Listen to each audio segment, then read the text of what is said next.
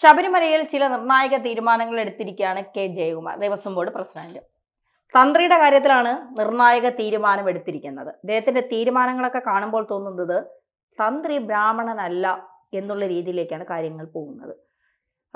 തന്ത്രിയെ ശബരിമലയിലെ 7 അയലത്ത് പോലും അടുപ്പിക്കില്ല എന്ന് കെ ജയകുമാർ പറയുമ്പോൾ സത്യസന്ധരായി അയ്യപ്പനെ കാണാൻ വരുന്ന ഭക്തർക്കുള്ളൊരു സമ്മാനം കൂടിയായി അതിനെ കാണണ്ടേ? ഭക്തർക്കുള്ള സമ്മാനം എന്തോ, ഇപ്പം ശബരിമലയിൽ ഇരിക്കാൻ യോഗ്യനല്ല എന്നുള്ള കാര്യം ഇപ്പോൾ നാട്ടുകാർക്കെല്ലാം മനസ്സിലായിട്ടുണ്ട്. ആദ്യമേ അതിനകത്തൊരു തർക്കം ഉണ്ടായിരുന്നു. ഒരുപക്ഷെ ഇപ്പോൾ ആ തർക്കമില്ല.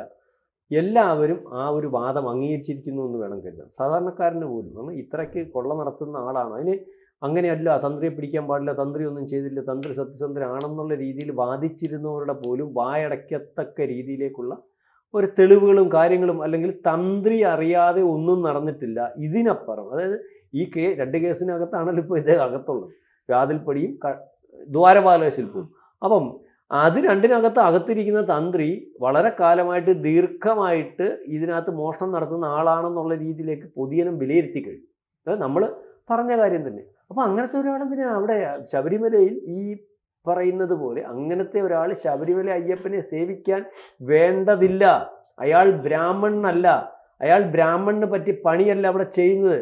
അല്ലെങ്കിൽ ഒരുപക്ഷെ ആ ശബരിമല ശാസ്താവിൻ്റെ അല്ലെങ്കിൽ അമ്പലത്തിൽ പോറ്റിയും തിരുമേനിമാരൊക്കെ എന്ന് പറഞ്ഞാൽ അവരവിടെ അമ്പലത്തിൽ ഭഗവാന്റെ സേവ ചെയ്തിട്ട് അതിനകത്ത് നിന്ന് ശിഷ്ടം വരുന്ന, നമുക്കറിയാം പണ്ടത്തെയൊക്കെ ഈ രീതി എന്ന് പറഞ്ഞാൽ അവിടെ 3 നേരം ഭഗവാന് ഭക്ഷണം കൊടുക്കാനുള്ള ചോറുണ്ടാക്കും.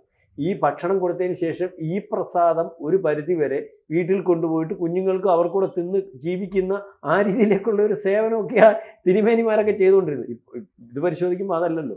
അവിടെ ഇരുന്ന് കച്ചവടം ചെയ്യുന്നു. ഏത് ശബരിമല ശാസ്താവിൻ്റെ പിതൃസ്ഥാനിയാണെന്നും അല്ലെങ്കിൽ ഇത് താന്ത്രിക പുള്ളിയിലാണെന്നും അല്ലെങ്കിൽ അവിടുത്തെ ചൈതന്യം മൊത്തം ആവാഹിക്കുന്നത് ഒരുപക്ഷെ ശബരിമല ശാസ്താവിൻ്റെ ചൈതന്യം മൊത്തം പുള്ളിയിൽ നിന്നാണ് വരുന്നെന്നുള്ള രീതിയിൽ ആൾക്കാരെ ബോധ്യപ്പെടുത്തി, അല്ലെങ്കിൽ ശാസ്താവിന് തുല്യനായിട്ടുള്ള ആളാണ് അല്ലെങ്കിൽ അത്തരത്തിൽ തന്നെ ബോധ്യപ്പെട്ട് ബഹുമാനിച്ച് മന്ത്രിമാരും IPSകാരും IASകാരും സമസ്ത അവിടെ വരുന്ന സാധാരണക്കാരനും എല്ലാം നിന്ന് ഒരു ആണല്ലോ. ഇങ്ങനെ നിൽക്കുന്ന ഒരാൾ, ഈ അംഗീകാരം കിട്ടിയ ഒരാൾ, സാധാരണക്കാരനെ വിശ്വാസത്തിൽ ഏറ്റെടുത്ത ഒരാൾ അവിടെ ഇരുന്നുകൊണ്ട് അത് ഈ വിശ്വാസത്തിൽ ചുമ്മാതിരുന്നാൽ പോലും കോടികളുടെ വരുമാനം, കോടിക്കണക്കിന് രൂപ കിട്ടുന്നുണ്ട്.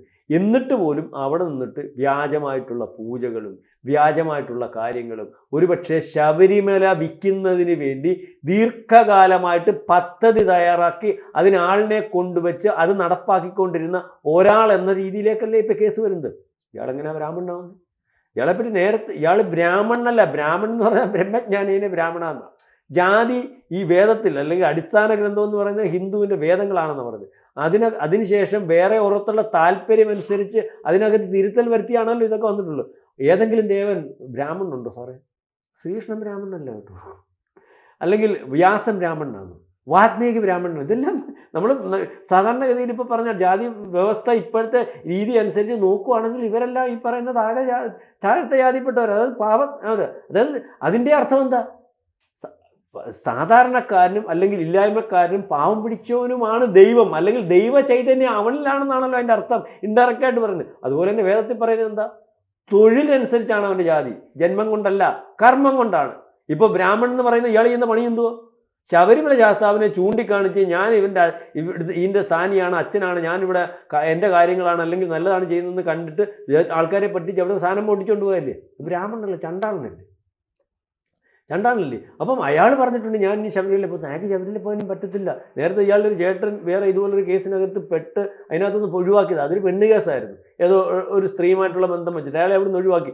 അയാളെ ഒഴിവാക്കുന്നതിനകത്ത് ഇയാളുടെ ഭാഗം കൂടി ഉണ്ടെന്നന്ന് പറച്ചിൽ വന്നിട്ടുണ്ടായിരുന്നു. കാരണം മൊത്തം ഇയാൾക്ക് കിട്ടുമല്ലോ, ടേണാന്നല്ലോ. 1 കൊല്ലം അയാൾ, 1 കൊല്ലം ഇയാൾ. അപ്പോൾ അദ്ദേഹത്തിൻ്റെ സ്ഥാനം കഴിഞ്ഞ് അദ്ദേഹത്തിൻ്റെ മകൻ പ്രായപൂർത്തിയായപ്പോൾ ആ മകന് ആ സ്ഥാനം കിട്ടി. ഇപ്പോൾ 1 കൊല്ലം മകനും 1 കൊല്ലം അച്ഛനും അല്ലെങ്കിൽ ചിറ്റപ്പനുമായിട്ടിരിക്കുന്ന ഒരവസ്ഥ. അപ്പോൾ ഇതിനകത്ത് ഈ ഒരു വിഷയത്തോടു കൂടി ഒരുപക്ഷെ ജയകുമാറിനെ പറ്റി നമ്മൾ പറയുമ്പം അദ്ദേഹം ആരുടെ ആളാണെന്ന് പറയുമ്പോഴും ശബരിമലയിൽ അദ്ദേഹം ഇരുന്നിട്ടുള്ള കാലയളവിലൊക്കെ ഒരുപക്ഷെ പുള്ളി ശബരിമലയ്ക്ക് വേണ്ടി ചെയ്തിട്ടുള്ള ആൾ, മനസ്സിലാവുന്നുണ്ട്. ശബരിമലയുടെ കാര്യങ്ങൾ അല്ലെങ്കിൽ നിഷ്പക്ഷമായിട്ട് ചെയ്തിട്ടുള്ള ആളെന്ന പേര് കിട്ടിയിട്ടുണ്ട്. അതുകൊണ്ട് തന്നെയാണ് ഇത്രയും പ്രശ്നങ്ങൾ വന്നപ്പോൾ, വിഷയങ്ങൾ വന്നപ്പോൾ ഒരുപക്ഷെ തടി തപ്പുന്നതിന് വേണ്ടി അല്ലെങ്കിൽ നിഷ്പക്ഷനായിട്ടുള്ള ശബരിമലയുടെ കാര്യങ്ങൾ ഇതുവരെ വന്നിട്ടുള്ളതിനകത്ത് നോട്ടക്കുറവ് കൊണ്ട് അല്ലെങ്കിൽ ശ്രദ്ധക്കുറവ് കൊണ്ട് വേറെ ചില ആൾക്കാരെ കൊള്ളാമെന്ന് വിശ്വസിച്ചേൽപ്പിച്ചത് കൊണ്ട് ശബരിമലയ്ക്കകത്ത് കൊള്ള നടന്നു.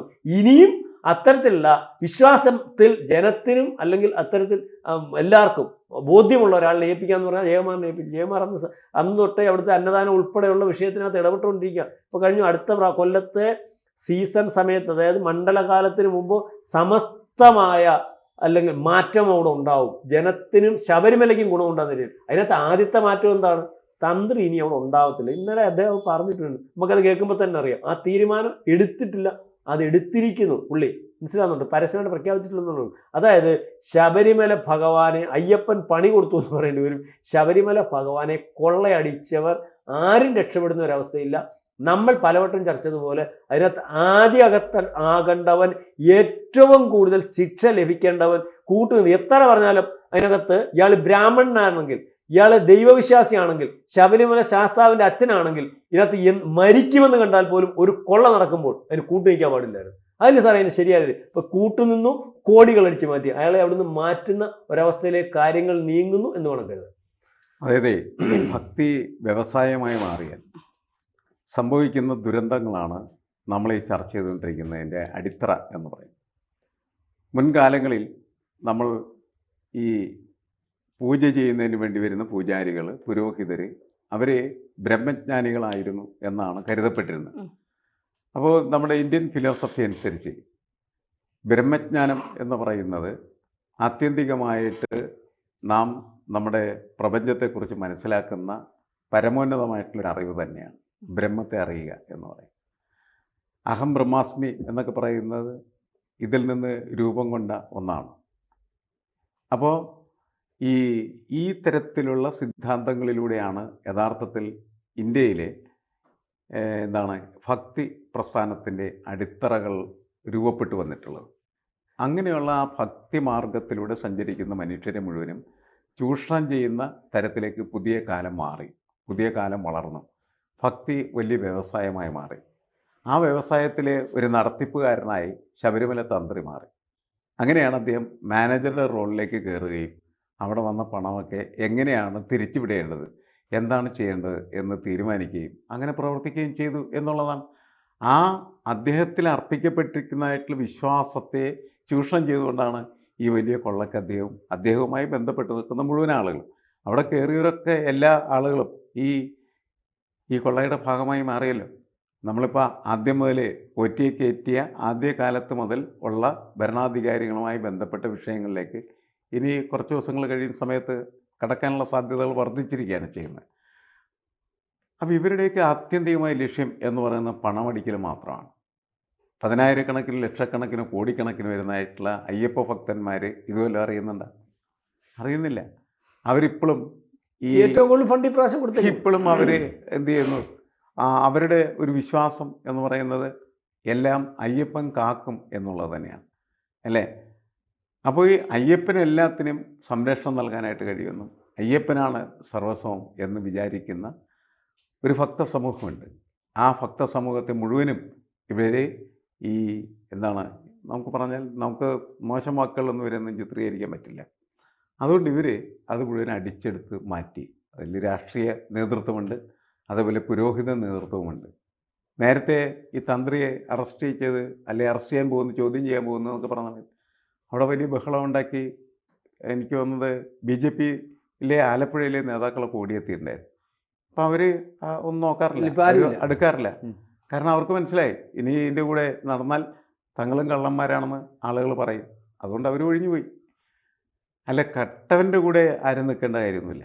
കട്ടവൻ ജയിലിൽ പോട്ടെ, അവൻ ഏത് പാർട്ടിക്കാരനായി കഴിഞ്ഞാലും, ഏത് മതക്കാരനായാലും, ഏത് തന്ത്രിയായാലും അത്രയും നോക്കേണ്ട ആവശ്യമുള്ളൂ. കളവ് നടത്തിയത്, അഴിമതി നടത്തിയത്, ഇപ്പോൾ ഇത് രാഷ്ട്രീയ പ്രേരിതമെന്നും പറഞ്ഞിട്ട് കാര്യമൊന്നുമില്ല. രാഷ്ട്രീയമൊക്കെ ഉണ്ടാവും, പക്ഷെ അഴിമതിയാണ്. അഴിമതി നടത്തി ഇപ്പോൾ CPM നേതാക്കളൊക്കെ അകത്ത് കിടക്കുകയാണ്. കുറച്ച് കഴിയുമ്പോൾ കോൺഗ്രസ് നേതാക്കളും അതിൻ്റെ പിന്നാലെ ക്യൂവായിട്ട് അകത്ത് പോകേണ്ട വരും. ഇപ്പോൾ കളവ് നടത്തിയവരൊക്കെ കള്ളന്മാരാണ്, അഴിമതിക്കാരാണ്. അത് അങ്ങനെ തന്നെയായിരിക്കും സമൂഹം കാണുന്നത് എന്നാണ് ഞാൻ മനസ്സിലാക്കുന്നത്. ഇപ്പോഴത്തെ ഈ സാഹചര്യത്തിൽ യഥാർത്ഥത്തിൽ ശബരിമലയ്ക്ക് ഒരു കാരണവശാലും അംഗീകരിക്കാൻ പറ്റാത്ത ഈ നടപടിക്രമങ്ങൾ ഈ സ്വർണ്ണം മാത്രമല്ല ശബരിമലയിൽ വന്ന് വീഴുന്ന എന്തും കട്ട് തന്നെയാണ് ഇവർ. നെയ്യ് കട്ട് തിന്നും, അപ്പം കട്ട് തിന്നും, അല്ലേ അന്നദാനത്തിൽ വരെ അല്ലേ അന്നദാനം വരെ കട്ട് തിന്നും. ഇപ്പം അതിന് ശിക്ഷ വരുന്നുണ്ട്.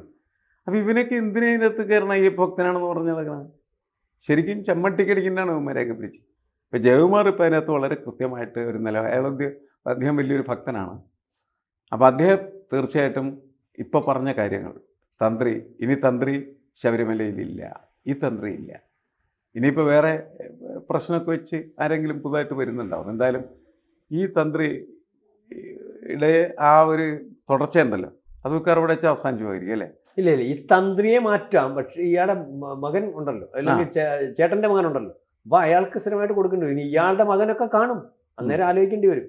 അല്ല, അതൊക്കെ അവർ കൊടുക്കട്ടെ. കാരണം വെച്ചാൽ അവരെ ഈ കാര്യങ്ങളൊക്കെ ബോധ്യപ്പെടുത്തി, എടാ മോനെ, നീ നിന്റെ തന്തയെ പോലെയാണ് പോകുന്നതെങ്കിൽ നിനക്ക് വിക്കാരം പോകേണ്ടത് ജയിലിലേക്കായിരിക്കും, അല്ലാണ്ട് ശ്രീകോവിലേക്കല്ല എന്ന് ജയകുമാർ അടക്കമുള്ള ആളുകൾ പറയാനുള്ള സാധ്യതയുണ്ട് എന്നാണ് നമ്മൾ മനസ്സിലാക്കുന്നത്. കാരണം ഇത്രയൊക്കെ കാര്യങ്ങൾ കഴിഞ്ഞതിന് ശേഷം വീണ്ടും വരുന്നവൻ അങ്ങനത്തെ സ്വഭാവം ഉള്ളവനാണ് എങ്കിൽ ആ സംവിധാനം മുഴുവൻ തകർക്കുന്ന ആളായി മാറില്ല. ഇദ്ദേഹം പറഞ്ഞതുപോലെ ജയകുമാറിന് നമ്മൾ വിചാരിക്കുന്ന അറിവല്ല കേട്ടോ. ഈ വിഷയത്തിലൊക്കെ ആധികാരികമായിട്ടുള്ള അറിവുണ്ട്. ഇവർ പറയുന്നത് ഇവരുടെ കസ്റ്റോഡിയനാണ്, പാരമ്പര്യമായിട്ട് പരമശിവനെ ഏൽപ്പിച്ചാണ് താന്ത്രികം, അങ്ങനൊന്നുമില്ല. ഇതിപ്പം അമ്പലത്തിൽ വരുമാനം ഉണ്ടായപ്പം അന്ന് പണ്ട് ഈ അമ്പലം ഈ ബ്രാഹ്മണരുടെ കയ്യിൽ പോലും ഇരുന്നാലും ഒരു വാദമുണ്ട്. മലയാളിമാരുടെ കയ്യിൽ ഇരുന്നു.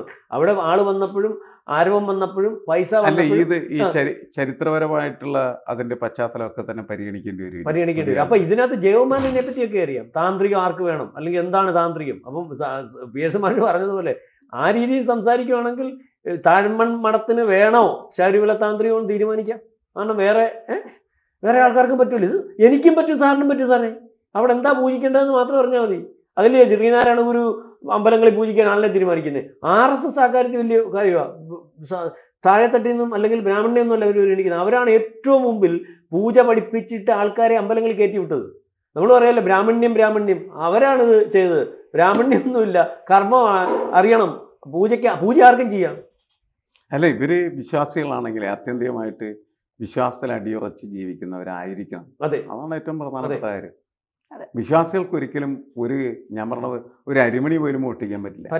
അതിനെ അനുവദിക്കത്തില്ല. അല്ല, അവന്റെ മനസ്സ് സമ്മതിക്കില്ലേ? ഇവരൊക്കെ ഈ മോഷ്ടാക്കളുടെ മനസ്സുമായിട്ട് നടക്കുന്ന പൂജാരികളായതിന്റെ പേരിലുള്ള തകരാറാണത്. വ്യാജം.